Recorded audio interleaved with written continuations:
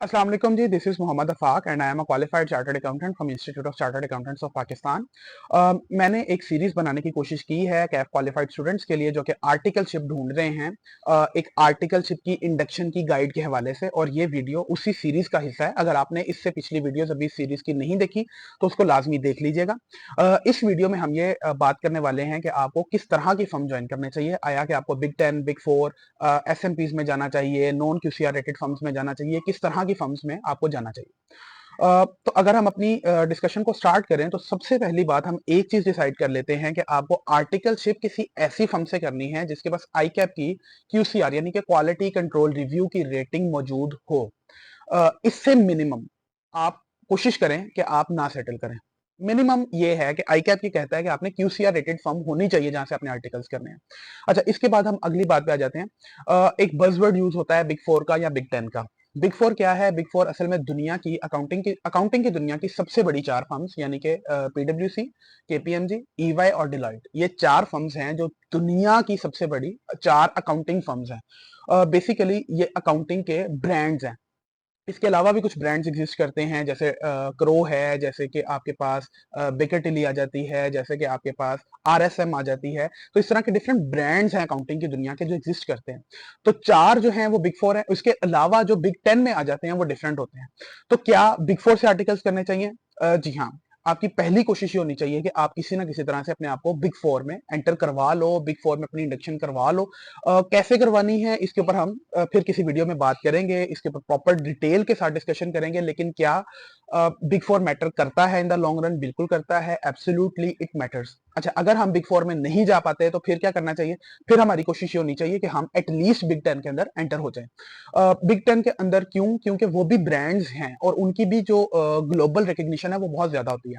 असल में बिग 4 या बिग 10 में काम करने का मकसद ये होता है कि अगर आप कल को बाहर मूव करना चाह रहे हो, अब्रॉड मूव करना चाह रहे हो, या इवन अपनी फर्म भी आप स्टेब्लिश करना चाह रहे हो, तो वो चीज आपको बहुत ज्यादा हेल्प करती है क्योंकि आपने बेस्ट प्रैक्टिसेस को देखा होता है कि दुनिया में बेस्ट प्रैक्टिसेस कैसे काम कर रही हैं।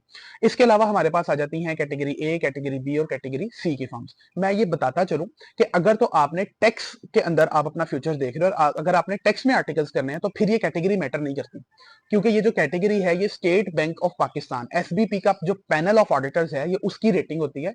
और ये रैंकिंग जो है वो बेसिकली जो बैंक्स के ऑडिट्स होते हैं ये उनके हवाले से दी जाती है, जो कैटेगरी ए, कैटेगरी बी या कैटेगरी सी है।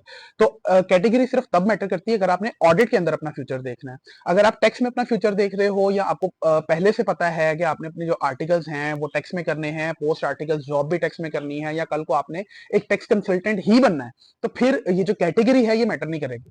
अच्छा, उसके बाद हम बात कर लेते हैं कि बेसिकली क्या हमें ए कैटेगरी फर्म में जाना चाहिए, बी कैटेगरी में जाना चाहिए या सी कैटेगरी में जाना चाहिए।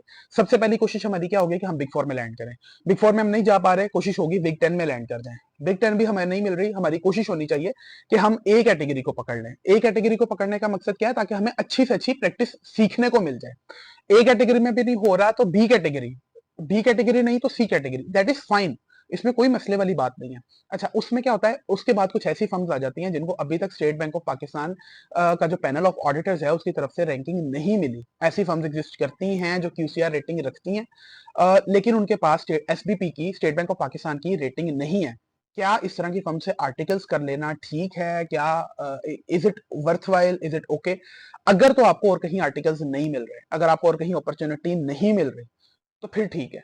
फिर क्योंकि वो फर्म एट लीस्ट जो क्यूसीआर रेटेड है ना उसका क्राइटेरिया पूरा कर रही है, उसको मैच कर रही है। मैं कुछ ऐसे भी प्रोफेशनल्स को जानता हूं जिनके जो आर्टिकल्स हैं वो ऐसी फर्म से हैं जो किसी क्यूसीआर रेटिंग वाली फर्म से भी नहीं है, लेकिन वो आज प्रोफेशन के अंदर मेंटोर हैं, बड़े हैं, उनकी बात को माना जाता है, लोग उनसे गाइडेंस लेते हैं। इसमें नसीब का एलिमेंट भी आ जाता है, ये बात आपने हमेशा याद रखनी है। लेकिन एज अ जनरल गाइड अगर हम बात करें, एज अ जनरल गाइड हमारी कोशिश होनी चाहिए कि हमें बेहतर से बेहतर फर्म मिले, ताकि हम बेहतर से बेहतर फर्म में बेहतर से बेहतर प्रैक्टिस को सीख कर क्वालिफाई कर सकें और उसी तरह से जो रेलिवेंट इंडस्ट्री है उसको सर्व कर सकें।